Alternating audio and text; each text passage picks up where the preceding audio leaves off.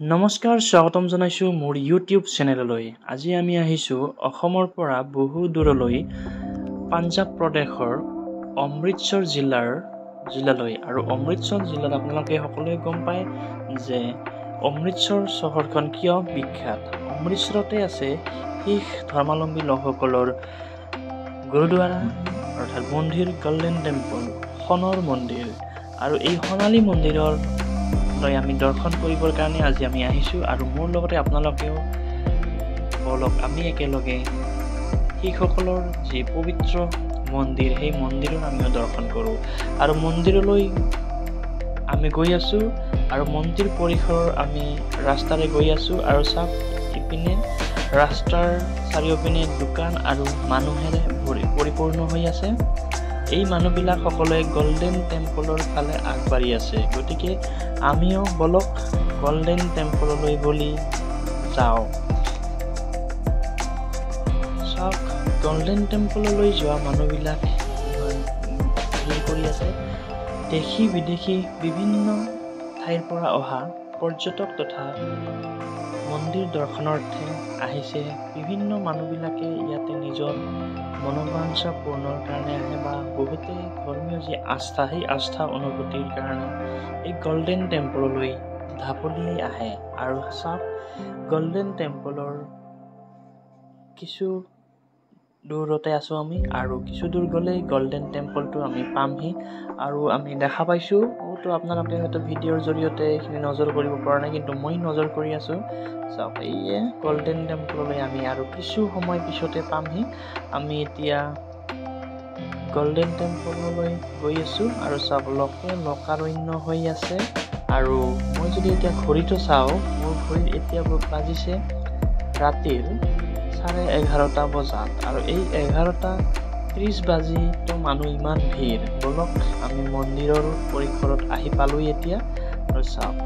এইটো হ'ল মন্দিৰ পৰিসৰ আৰু মন্দিৰৰ ভিতৰত যিহেতু চেণ্ডেল বা জোতা প্ৰৱেশ নিষেধ আছে, গতিকে ইয়াতে চেণ্ডেল জোতা আমি মন্দিৰৰ কাষতে ৰাখি থৈ যাব লাগিব আৰু জোতা চেণ্ডেলখিনি সিহঁতৰ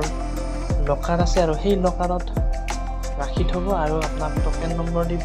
আৰু সেই টকেন নম্বৰটো আনিলে আমি পিছত আমাৰ জোতা চেণ্ডেলটো লৈ যাব পাৰিম। আৰু এই জোতা চেণ্ডেল ৰখাৰ বাবদ ইয়াতে কোনো ফিজ লোৱা নহয়, ইয়াতে কোনো ফিজ লোৱা নাই আমাৰ পৰা। আৰু আমি এইখিনি ঠাইতে জোতা চেণ্ডেলবিলাক ৰাখি থৈ আমি গোল্ডেন টেম্পলৰ ভিতৰত প্ৰৱেশ কৰিমহি। আৰু আপোনালোকে গম পায় যে গোল্ডেন টেম্পলৰ ভিতৰত প্ৰৱেশ কৰিবৰ বাবে আপোনালোকে সকলোৱে নিজৰ মূৰটো অৰ্থাৎ মূৰৰ চুলিখিনি উলিয়াই লৈ যাব নোৱাৰিব, কাৰণ শিখ ধৰ্মাৱলম্বীসকলৰ এইটো পৰম্পৰা বা নিয়ম হয় যে মন্দিৰৰ ভিতৰত মহিলাই হওক বা পুৰুষেই হওক নিজৰ মূৰটো ঢাকি যাব লাগিব, হয় নহ'লে বা নিজৰ ৰুমালেৰে বান্ধিব লাগিব, নহ'লে বা সিহঁতৰ মন্দিৰৰ কাষতে বহু ধৰণৰ মানুহ তেনেকৈ থাকে বিক্ৰী কৰি লাল কাপোৰ, সেই কাপোৰখিনি আপোনালোকে ধুনীয়াকৈ বান্ধি দিয়ে আৰু সেই বান্ধি দি ভিতৰত প্ৰৱেশ কৰিব পৰা যায়। আৰু আমি মন্দিৰৰ পৰিসৰ একদম পালোৱেই আৰু এইটো মন্দিৰৰ সময়ৰ আগে আগে আমি ভৰিখন ধুই ল'ব লাগিব, কাৰণ মন্দিৰৰ গোটেইকেইটা গেটতে আপোনাৰ পানী থাকে আৰু সেই পানীত আপুনি জুবুৰিয়াই ভৰিখন যাবই লাগিব, সেইখিনি পাৰ হৈ যাব নোৱাৰিব। নিজৰ নিচিনাকৈ অলপমান সৰু পানী বৈ থাকে আৰু সেই পানীখিনি আপুনি খোজ দিহে মন্দিৰৰ ভিতৰত প্ৰৱেশ কৰিব পাৰিব। আৰু আমি এতিয়া মন্দিৰ পৰিসৰৰ ভিতৰত প্ৰৱেশ কৰিছোঁ আৰু এইটো এই ধুনীয়া এটা পৰিৱেশ লোকে লোকাৰণ্য হৈ আছে। ইমান ৰাতিও লোকৰ কি আস্থা, কি ভগৱানৰ প্ৰতি যি আস্থা বা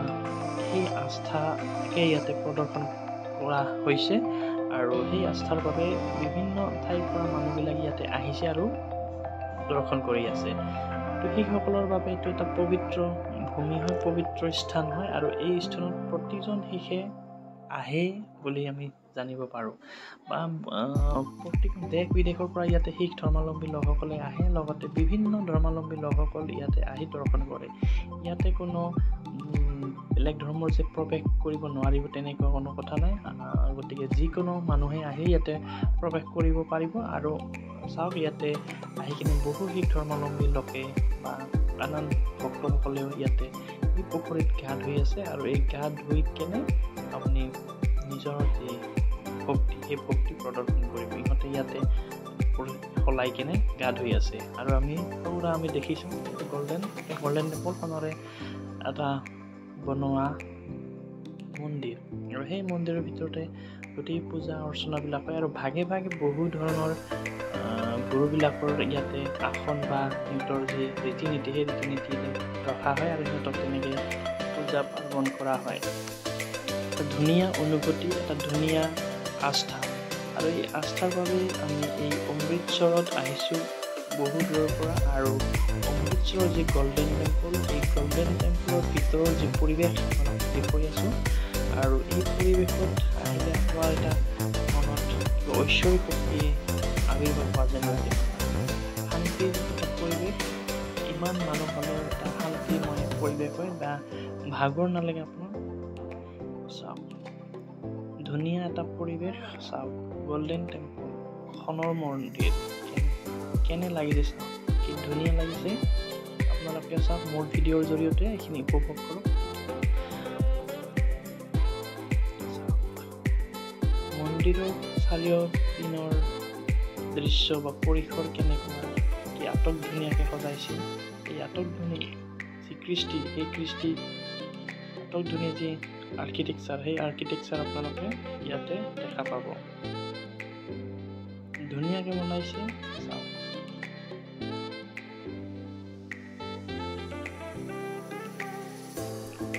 চাই থাকক মোৰ লগত গল্ডেন টেম্পলৰ ধুনীয়া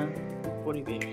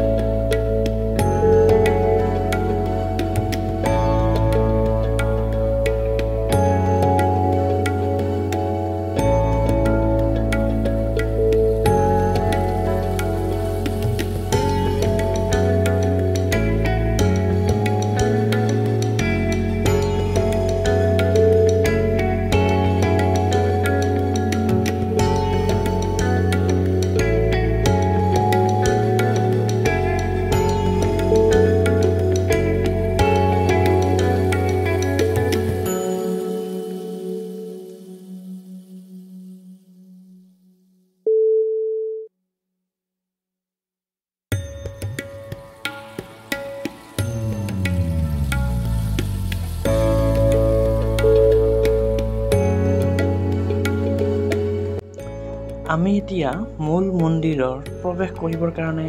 লাইন পাতি আছোঁ আৰু এই লাইন পাতি আহি আমি ফাইনেলি আমি মন্দিৰৰ সন্মুখ পালোহি আৰু চাওক এইটোৱে সোণৰে নিৰ্মিত এটা